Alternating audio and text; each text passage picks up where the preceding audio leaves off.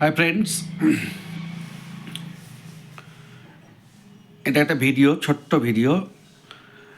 Class 6, 7, 8, 9, 10, 11, 12-এর যারা পড়াশোনা করে তাদের জন্য মূলত voice change of assertive sentence,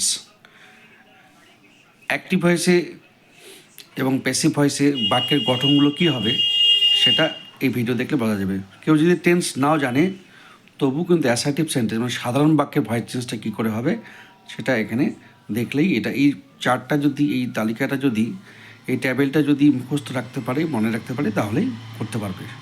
একদিকে অ্যাক্টিভ ভয়েস, অন্যদিকে প্যাসিভ ভয়েস। অ্যাক্টিভ ভয়েসে যদি সাবজেক্ট, ভার্ব ওয়ান, অবজেক্ট থাকে, প্যাসিভ ভয়েস হবে object, am, is, are, verb 3 by subject.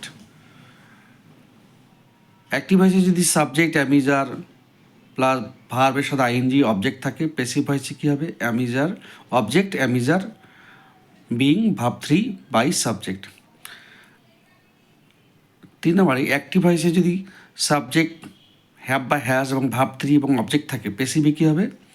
Object, have বা হ্যাজ, বিন, ভার্বের থার্ড ফর্ম মানে ভার্ব 3 বাই সাবজেক্ট।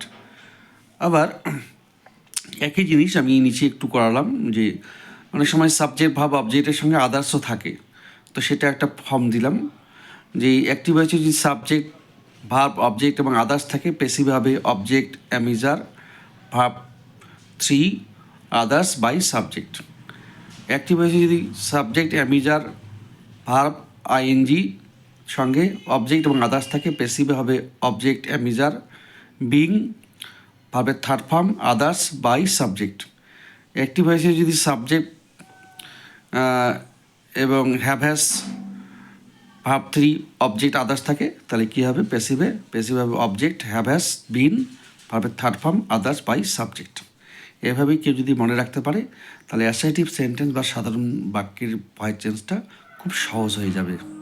তাহলে টেন্সের আর যে কুচকুচানিটা টেন্সে নিয়ে আর কোনো চিন্তা থাকার কথা নয়।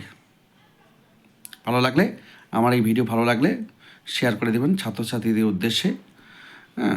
লাইক, শেয়ার, কমেন্ট করবেন এবং আমার পেজটা ফলো করে দেবেন।